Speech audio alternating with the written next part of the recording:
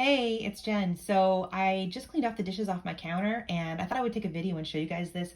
I just sprayed it down with my homemade cleaner, which I do in a bottle like this, my all-purpose cleaner with On Guard Cleaner Concentrate.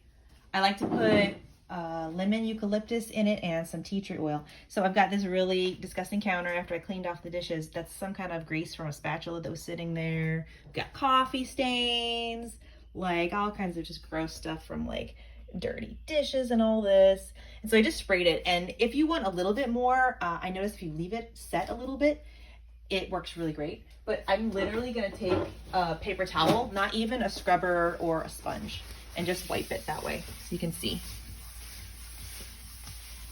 And if you have that little stuff that sticks and you need extra, then definitely use like a warm soapy sponge on top of it.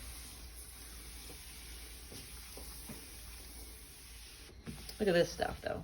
That's disgusting.